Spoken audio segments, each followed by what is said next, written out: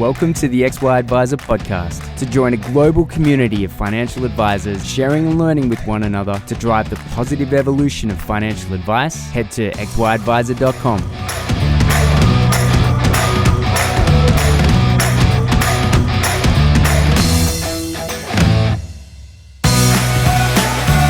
Clayton here from XY Advisor, chatting with Daniel from PIFA, the association that I recently became aware of, and I'm super interested to find out. So rather than just hitting you with a million questions and not recording it, I thought, why don't we do this on the podcast? Thank you so much for coming on.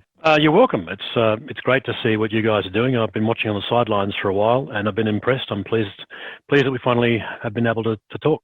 Yeah, mate. So the word independent is used by a lot, and then it's not allowed to get used by a lot. And it's this conflated thing that everyone's arguing about. And you just went, actually, we're going to exit stage left on this term. We're not going to get caught up in the maelstrom of it. Rather, we're going to work towards profession. And great pivot. Love it. In fact, you know, if it's the last thing I do, I want to see advice as a profession. And this is the kind of thing, which is why we've been working towards getting upfront advice as a tax deduction. We think that's getting treated like a profession. And I've been working, I guess, on the fringes of this topic for a while. But then you were the first person I've ever spoken to in financial services that said, oh, actually, this is the pathway that you have to go to become a profession. And I was like, oh, thank God we actually have someone who knows what he's talking about. So this is why I think it's very important to have this conversation. And that is, you know, the actual steps that it's going to take for financial advice to become a profession, to stop talking about it as an industry, but to actually join the ranks of medical, legal, accounting, engineering.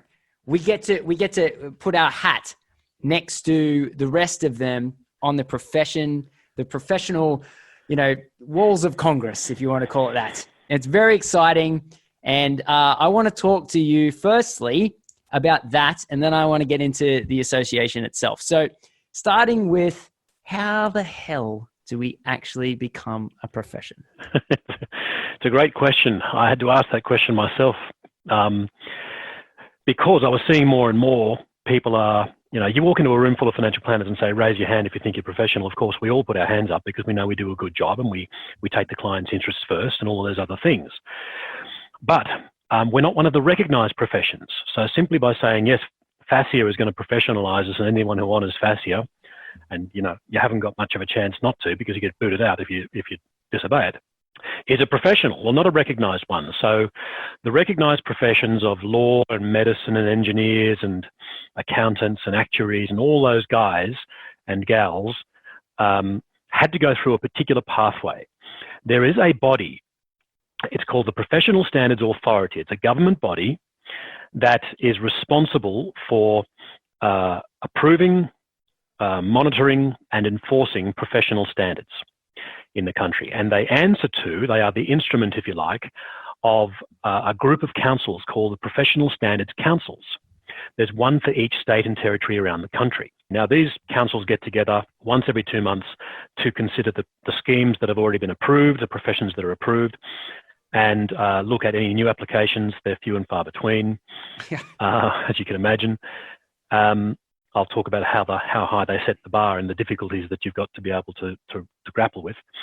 But the mechanism by which it happens is a body, so some sort of entity of sufficient governance needs to step up and write down a coda, so some sort of a scheme, and then take that scheme to the Professional Standards Councils, who will make a decision about whether it complies with all of the requirements of the recognised professions. They provide a lot of guidance on their website, which is psc.gov.au. And once you've got a scheme that meets all the conditions, then you can get an approval from the PSC, the councils, to operate that scheme. It's called an occupational scheme or professional standard scheme. And it operates for a period of time, and then each year there's a bunch of things that the scheme has to do. People covered under the scheme have certain obligations to adhere to the code as per the scheme that was written by the entity, in this case, Profession of Independent Financial Advisors. And they've also got benefits. for example, the most significant benefit for all of the professions is a cap on legal liability. So if you look at the business card of your accountant or your lawyer, then you'll see down the bottom it says liability limited under professional standards legislation.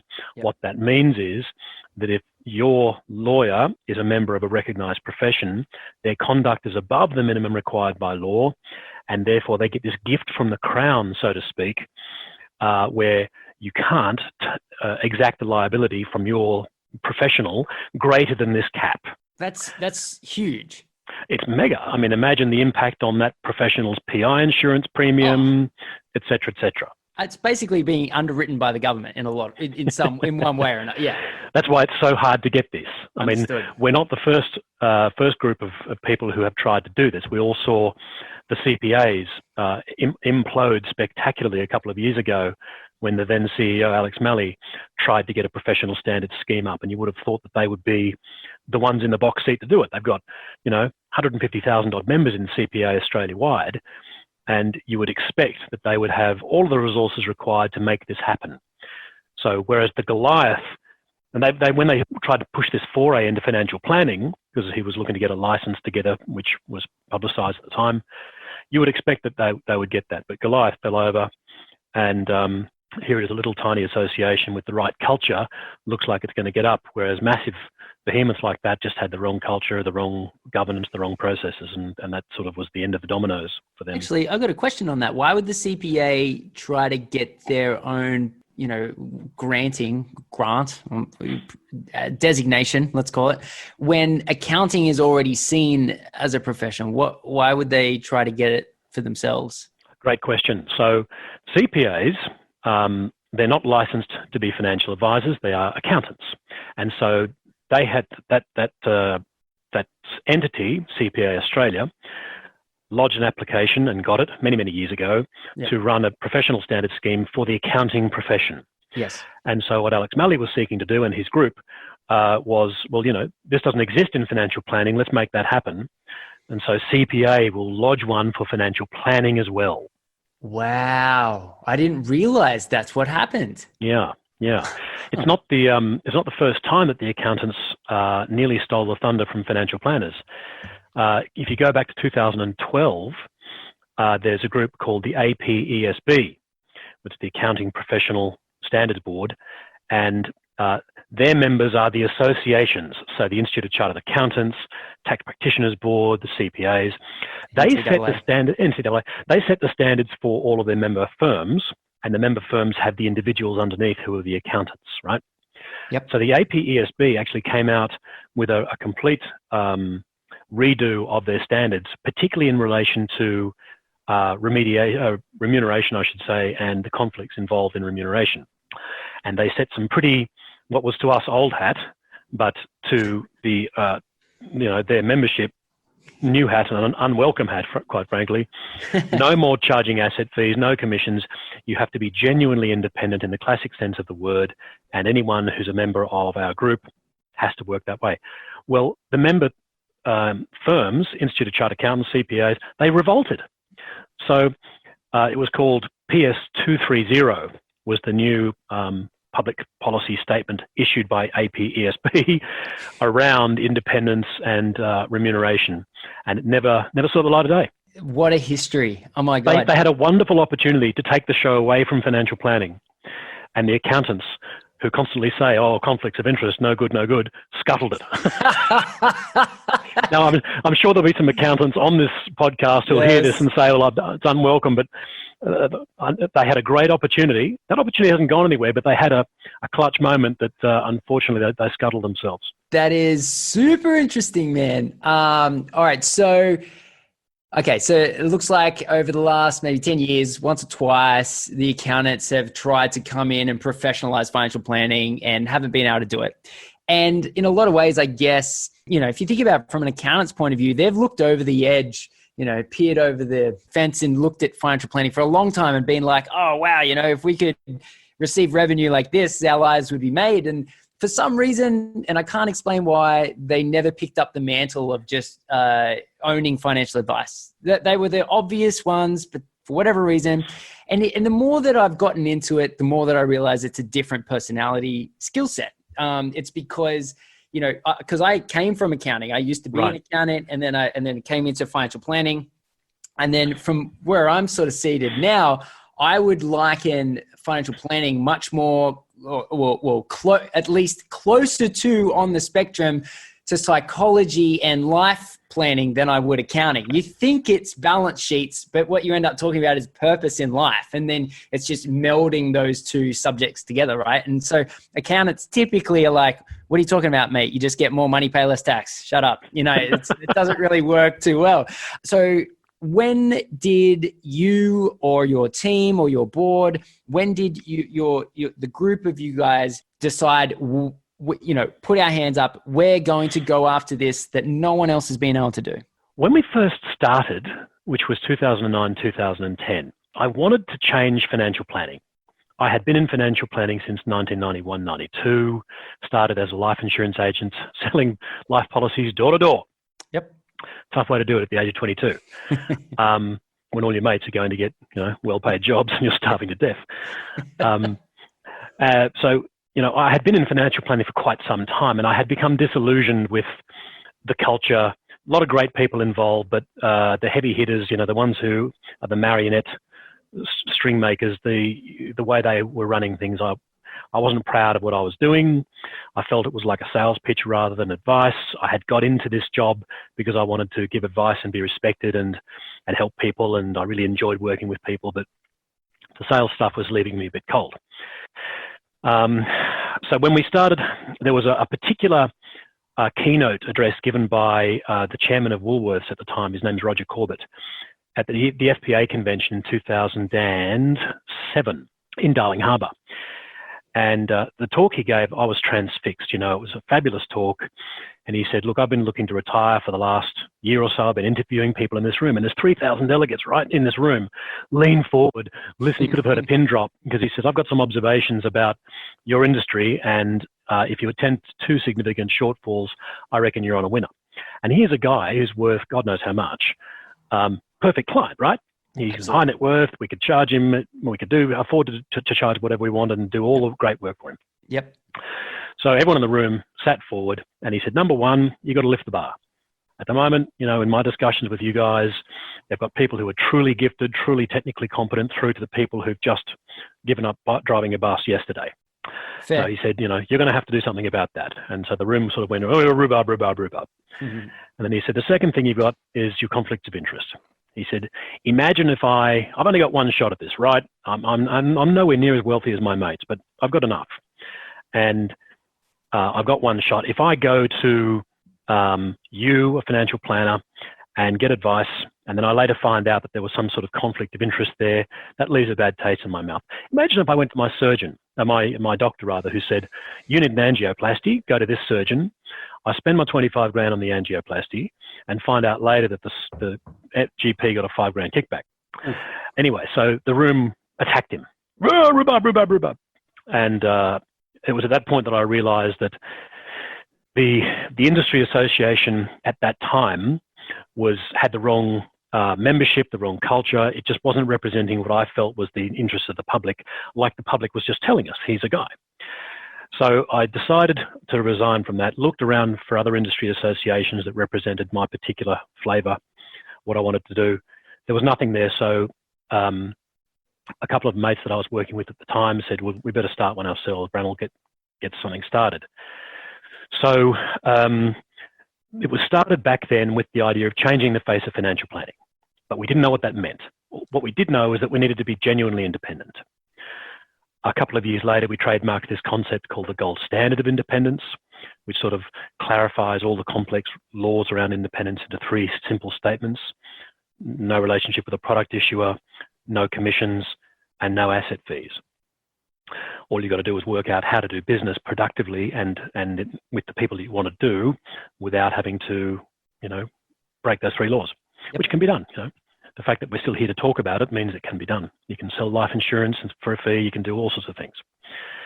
But it wasn't until about 2016, I think it was, that I suddenly realized I had one of those epiphanies, like a eureka moment. And I suddenly realized I think I've worked out how we can actually change the face of financial planning, because we've been such a tiny little group of outcasts for so long that it really wasn't changing anything. And so it came about because I stumbled across an article. It was a white paper actually authored by Professor Dean Sanders, who was at that time the CEO of the Professional Standards Councils, called Professionalisation of Financial Services. It's available on their website. You can download it. So someone from the Professional Standards Council, which has nothing to do with financial planning, created a white paper on the professionalisation of financial services. That's right, and get where this guy came from. So Dean, wonderful bloke, partner at Deloitte's now, very, very well known in the industry.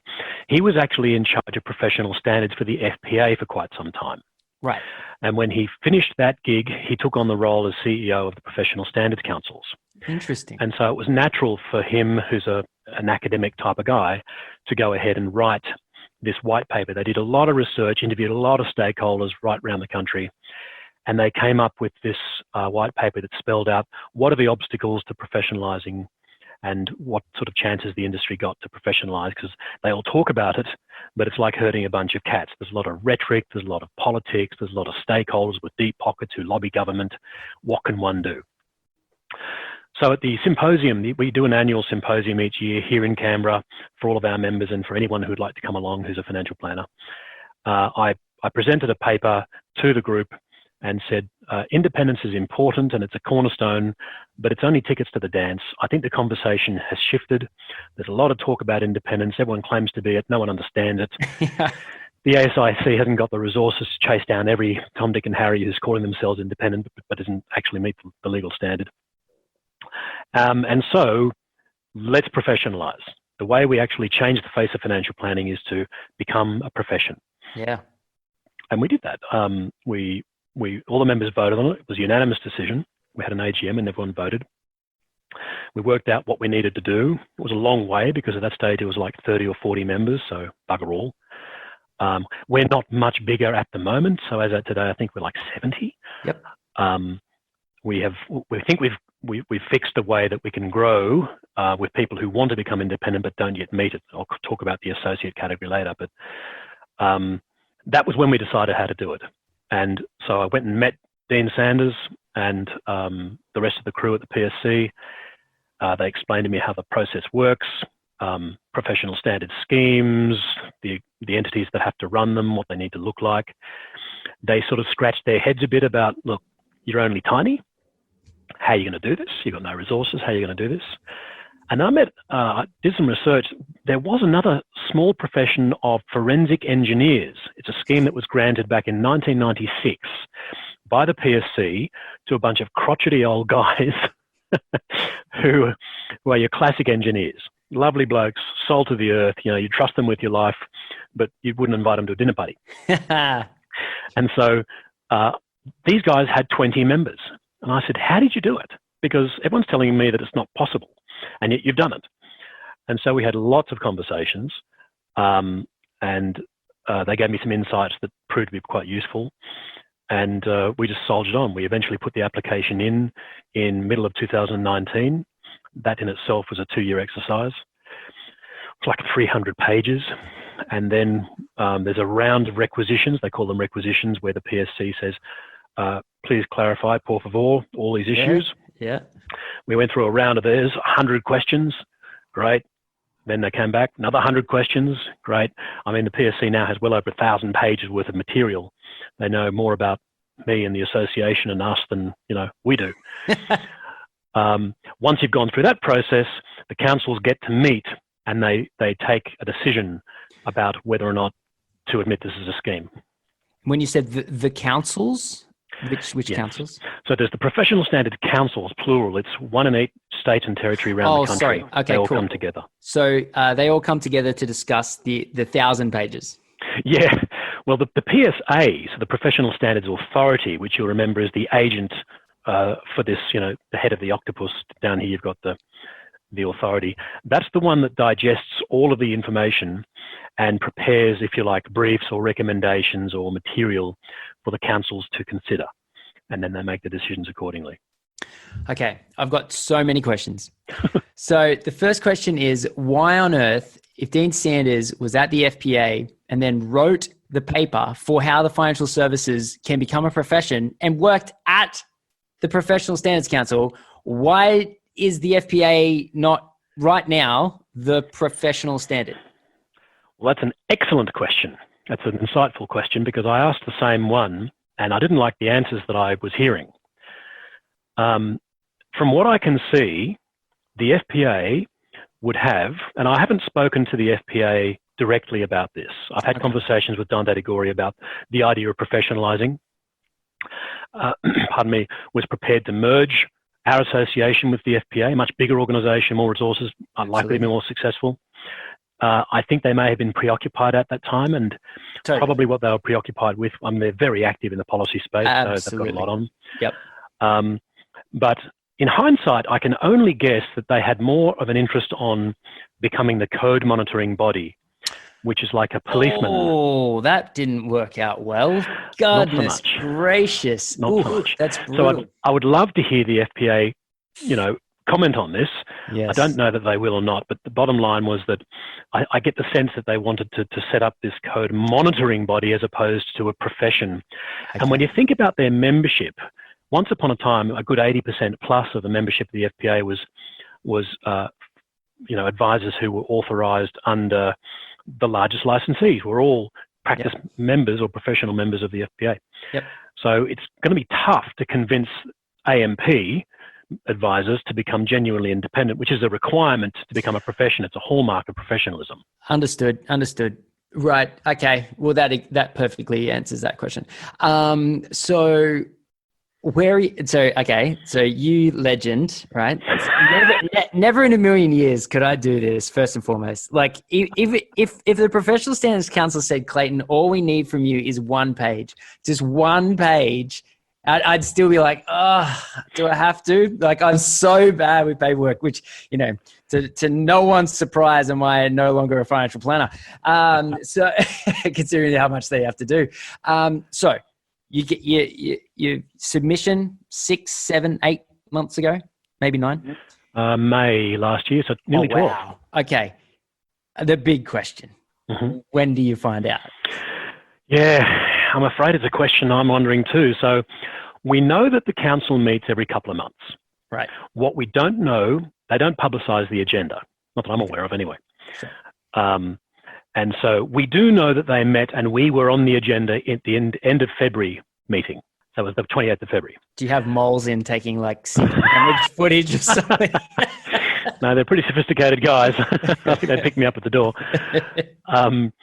So we do know that they considered our application then because the response was, it was either going to be no, or more information, por favor, or yes, we will now go through to public notification, which is, public notification is everybody effectively, all the stakeholders in the industry get written to, it gets publicised, we're considering this, what say you folks? And everyone gets to either say, yes, good idea, and applaud, or throw stones at us. So we know it wasn't that. It didn't happen. We got a bunch more questions. So it was a pretty tight deadline if we wanted to be getting everything back to them in time for the next meeting, which is actually happening today. Today, the 17th of April, if anyone checks the PSC website, the meeting dates is publicised. We still don't know whether we're on that agenda today. Pretty tight ship they are. So the short answer is, I don't know when. I am extremely confident that the groundswell of sentiment from both Treasury, ASIC, FASIA, and the PSC is positive.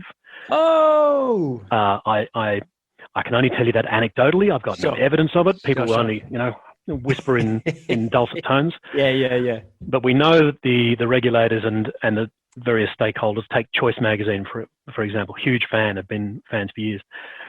Anything that's in favour of the consumer is obviously going to be reasonably well received in this environment. Yeah, except the latest comment the other day wasn't sensational.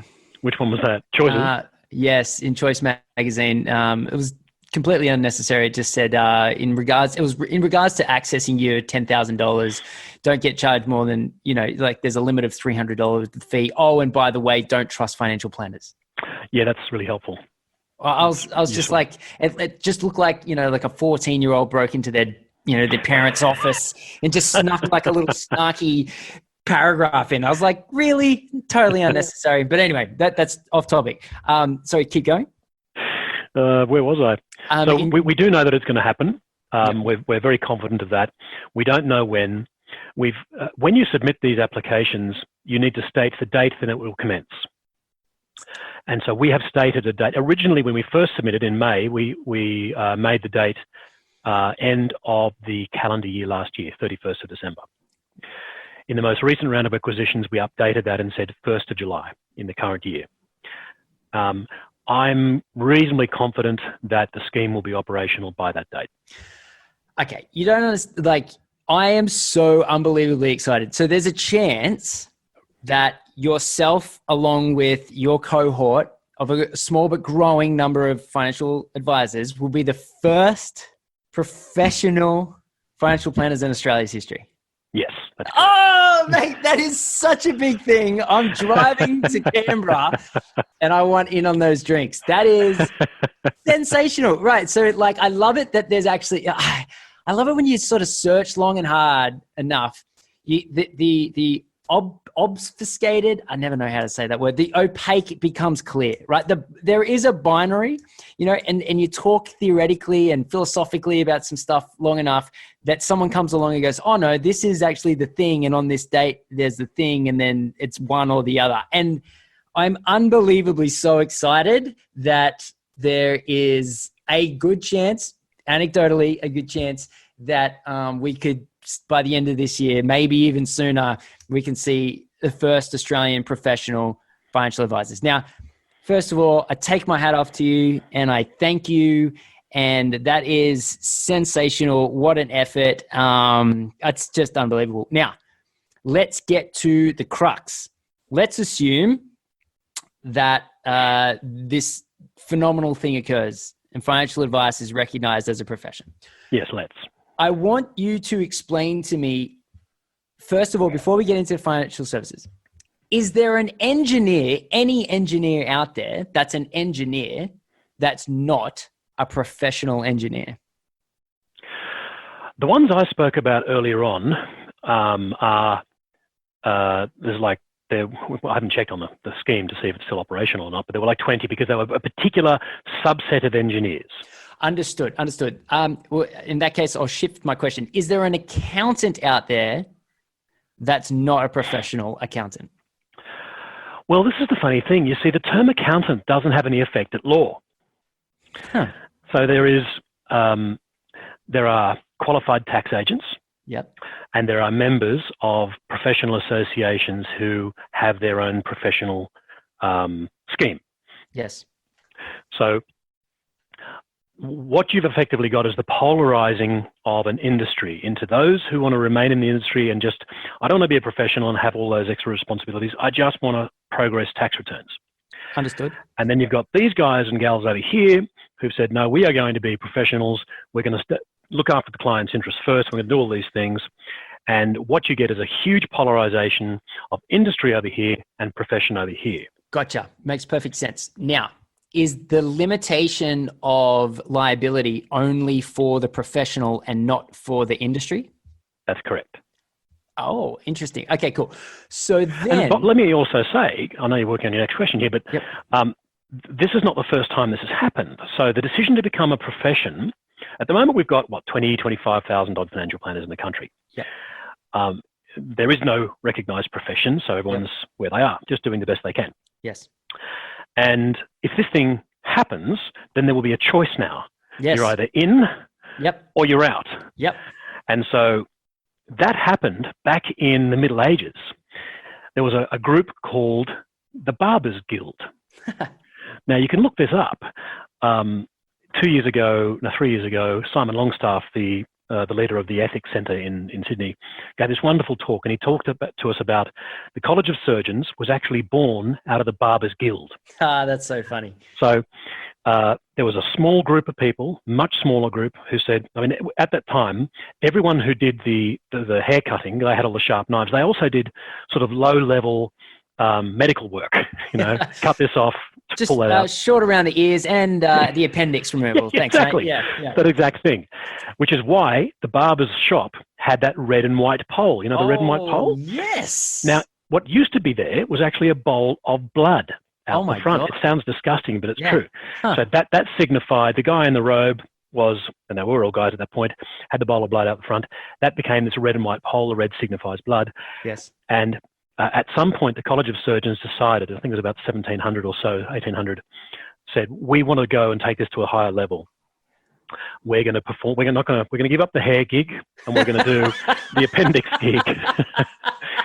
That's so funny. And so they broke away. It took them a long time to establish the College of Surgeons and get approval and recognition as a profession. Right. But now when you look at the barber, the humble street shop barber versus the surgeon has agreed to step up to a level where they're taking the client's interest ahead of their own. They do so on commercial terms, of course, Yes. but look at the revere that they're held in, the status they assume, where they live, the cars they drive. 100%. They're not doing it tough for what they take on. Yep. Whereas the barber, who also does a wonderful job, just says, I'll give anybody a haircut, just give me the $35 and I'll do it. So that's the difference. So it is one or the other. Okay, cool. So when we say the PIFA will become a body of professional advisors, mm-hmm. It's just who is a member of the PIFA. That's correct. Now, is there a chance that can extend to other bodies, or will that just then become a monopoly by the PIFA? It won't become a monopoly. It will certainly be a monopoly initially. Of course. However, remember that the goal wasn't to obtain a monopoly. The goal was to change financial planning forever. Totally. So we invite any group that wants to go through the hell that we've been through the last 5 years to do the same, or just join us. Yeah, totally. No, I just wanted to ask the question first. All right. So now the all important question, how does one become a member of the PIFA? Okay. So last year, the members got together at an AGM and agreed that the entry point, to create a new entry point for the profession. And the entry point is called associate membership. Associate membership means previously you could only become a member if you upheld the gold standard of independence, which many folks don't for whatever their reasons. Yep. But the associate simply has to want and intend to become genuinely independent, and sign a stat deck to that effect. So it's no just signing an application form. There's some teeth to this. If you're falsifying a stat deck, it's pretty nasty. Yes. So there's an application process on the website where you go in, you complete the application. It doesn't take particularly long. Pay the application fee, sign the stat deck, and you become an associate. Great. Now, associate membership lasts 18 months. Cool. And it expires. You can't renew it. You can't pause it. It's use it or lose it. Wow. The intention is that you go into the associate membership and you work your way through. There's an online self-paced e-course training program for members so that they can work through the materials to become genuinely independent, deal with the various obstacles to independence that I just spoke about, for example, that were in that PSC white paper. Mm-hmm. Look at their own practice and make the transition from wherever they start. Maybe they're almost independent, or maybe they're way from being independent. We take them from that point, they work their way through the materials to the end point. The last step in that process is to become an independent financial advisor category of membership. So you retire your associate membership, you acquire independent financial advisor category of membership, and that is the category of membership that's covered under the professional standards scheme. So at that point, you become a recognized professional and you get something like this, which is the gold medallion. I don't know if you can see it there. This is a podcast, so our viewers can't see this. Yeah. Every member who's an associate gets one of these, but it's an associate badge. Once you become covered by the scheme, which is proposed at the moment, then you've done it. You've done your time. And how long the course takes depends on, where you're starting from. But it can be done, if you're reasonably close, you can be done inside of 90 days, I would have thought. I love that you're solved this problem. You're almost solved. Let's get this thing over the line. But assuming we get it over the line, I love that you've solved the conversation and it's no longer an opinion. It's okay. This is the exact binary. You're either on that side or on that side. And okay, so let's talk about limitation of liability. Uh-huh. What is the limitation? What's the dollar figure that a professional financial advisor is liable for?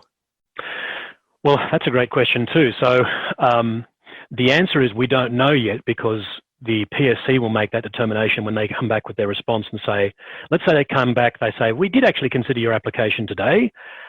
We didn't give it the nod to go to public notification because we need some research done around the cap. Are you confident that this is enough? So there's different types of claim that give rise to it. If you look at all of the PI claims, and that's not as easy to get your hands on that information as you'd think, and AFCA's database and ASIC's database and APRA's database and all of those guys and gals, fees charged, claims against advisors who just charged a fee are quite few and far between and not particularly high. Most PI insurers you would expect would go, geez, that's a great risk pool there. I'd be very happy to insure those characters and charge bugger all. And then you've got the ones who are high claims, like Storm Financial, for example. Oh, God. They were doing double gearing with margin loans. And criminal, absolute criminal. The claim could be huge. Yeah. Advisors who sold product like West Point, again, could be quite huge. Then you've got claims that were quite large, but this involved insurance. So a payout for $1.5 million of life cover or trauma cover didn't take place. What did the advisor do wrong was the question asked by the lawyer of the failed claimant. Of course, the ambulance chase is going to be running behind saying, great, let's tackle this. And the ambulance chasers, let me give you the tip, are revving their engines right now, because standard 3 of FASIA says you must excuse yourself from delivering advice where you perceive a conflict. FASIA hasn't yet said asset fees are a conflict. They've just alluded to it on page 17 of their guidance paper. But they're saying we're an ethics body, we're not a banning body. So that's up for you guys to consider.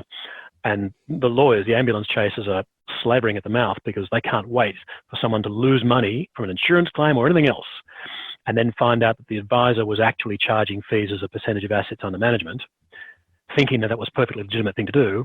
And this FASIA code will actually be tested in the law courts then. Man.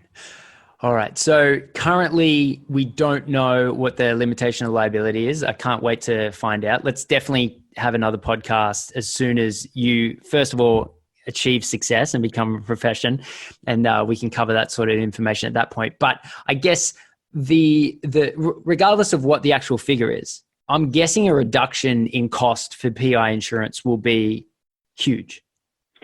That's my guess too. We are actually talking to an insurer at the moment about getting a policy specifically for our membership. At the moment, a lot of AFSLs are telling us that, we think that PI premiums are going up, as you'd expect on the back of the Hayne Royal Commission. Absolutely. And insurers are pulling out of the market. Absolutely. So ASIC is genuinely concerned about there being no PI insurers in the market to actually cover the AFSL conditions you're required to have PI cover. We're hoping to make that problem go away and actually make it cheap. Oh man, that's sensational. What's that's just so good. I love the good news, because licensee fees are obviously, going up. Actually, I guess in the independent, or let's call it the professional land, that the licensees wouldn't be able to. Actually, I don't even know. Let me ask you this question. Can you belong to, or actually, I think the question's already been answered, because a licensee can no longer receive kickbacks anyway, can they? That's right. Okay. So technically, unless the dealer group was a IOOF or an AMP or something where it's aligned, technically Synchron. Oh, actually, I think Synchron's got their own products now. Do they? I don't know. Okay. Maybe, I'm not quite sure. I can't remember.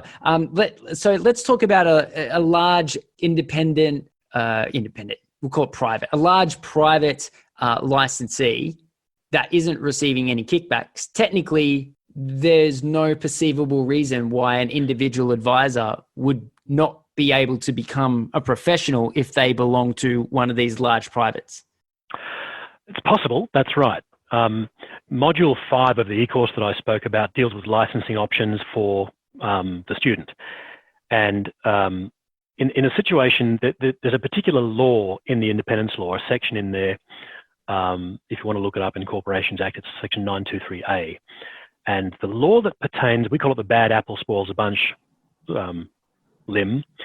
And what it means is it says you can't receive commissions, you can't receive volume bonuses, you can't receive remuneration that's a percentage of assets under management or calculated as a percentage of volume placed, of product placed, to call and call yourself independent. Furthermore, you can't call yourself independent if your license or any other representative under that license does. Oh, it's a bad apple. So even if you yourself are genuinely independent in every which way, but your AFSL permits Joe Friendly to take, $10 of commission. Dude, that's brutal. That's brutal. That's so harsh. And the reason why, doing all that hard work, and then some bloke you've never met, or some other advisor who lives on the other side of the country that you have nothing to do with, is stopping you from becoming a professional. That's so brutal.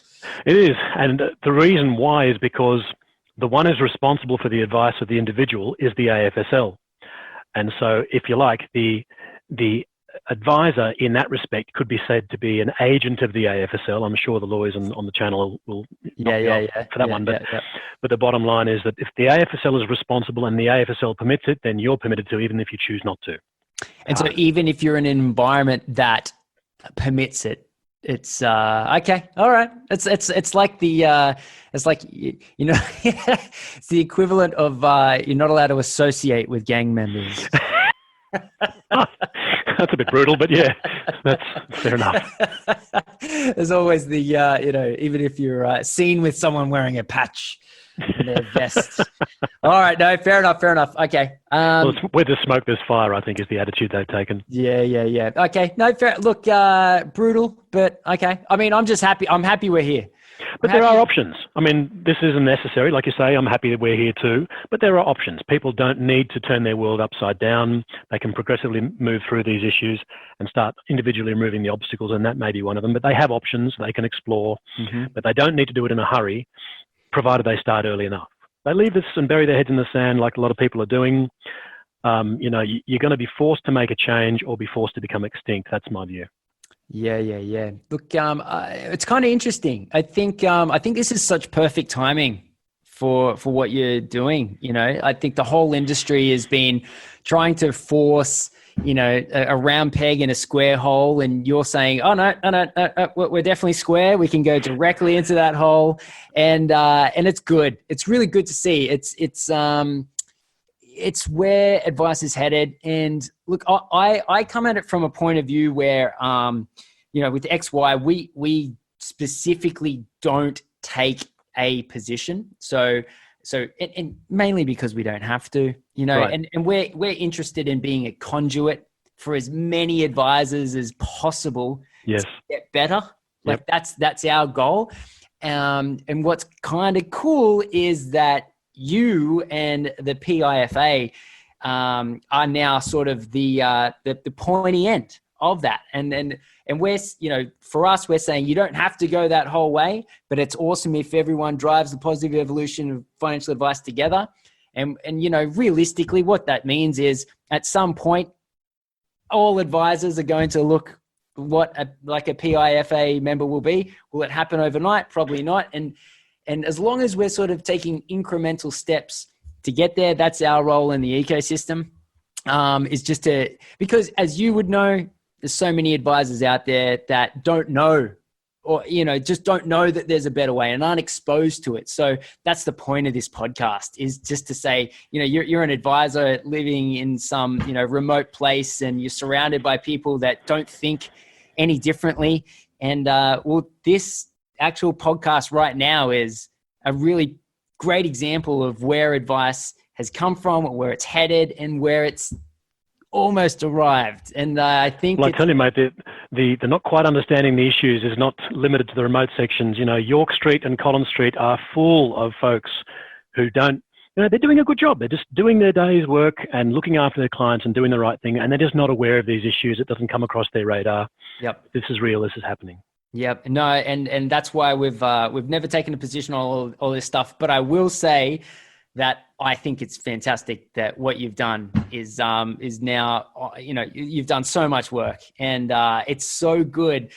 Literally from this point onwards, every conversation I ever have about professionalism now, I can have an opinion. I'll be like, actually, you're a member of the PIFA because that's a professional. It's fantastic, mate. So thank you so much for coming on. I know you got to jump off, and you know, you're a busy man. So let's make sure that we let's assume you succeed, and let's catch up again. Let's have another podcast, and we'll talk about what it's like to be a professional financial planner. That'd be excellent. Would love to. I'll make sure that we do the online drinks thing. Excellent. Done and done. All right, Daniel, thank you so much for your time today, mate. All right. Well, thanks for having us, mate. Cheers. Ciao.